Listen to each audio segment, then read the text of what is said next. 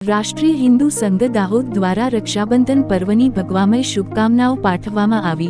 તારીખ 27 ઓગસ્ટ। રાષ્ટ્રીય હિન્દુ સંઘ દાહોદ દ્વારા આજે દાહોદ જિલ્લાના આસ્થાના કેન્દ્ર સમાન શ્રી પંચમુખી હનુમાનજી મંદિર પાલ્લી લીમખેડા ખાતે હિન્દુ ધર્મના પવિત્ર તહેવાર રક્ષાબંધન નિમિત્તે પરમ પૂજ્ય આદરણીય મહંત શ્રી સુરેશદાસજી મહારાજના પાવન સાનિધ્યમાં સમગ્ર હિન્દુ સમાજને ભગવામય શુભકામનાઓ પાઠવવામાં આવી છે। આ પ્રસંગે મહંત શ્રી સુરેશદાસજી મહારાજે રક્ષાબંધન પર્વનું આધ્યાત્મિક અને સાંસ્કૃતિક મહત્વ સમજાવતા જણાવ્યું હતું કે રક્ષાબંધન માત્ર ભાઈ બહેનના પ્રેમ અને વિશ્વાસનું પ્રતીક જ નહીં, પરંતુ ભારતીય સંસ્કૃતિના અખંડ બંધન, કર્તવ્ય અને સંરક્ષણની ભાવનાનું પણ પ્રતીક છે।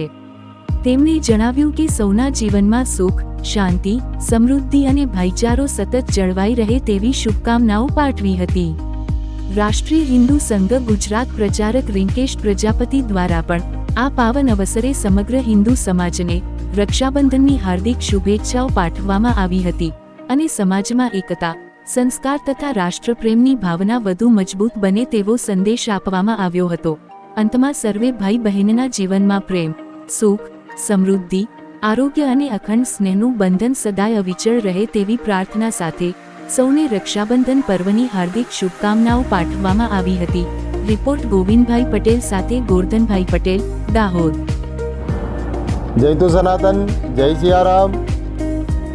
આપ સૌ સનાતનીઓને, સૌ ભારતવાસીઓને રક્ષાબંધનના પાવન પર્વની હાર્દિક ભગવામય શુભકામનાઓ। આવો સૌ સનાતનીઓ આપણા સનાતન ધર્મના પવિત્ર પાવન ભાઈ બહેનના પવિત્ર મિલનની આ રક્ષાબંધન પર્વની ખૂબ જ હર્ષોલ્લાસ સાથે ઉજવણી કરીએ। જય તુ સનાતન, જય સિયારામ। જય સિયારામ, જય સિયારામ।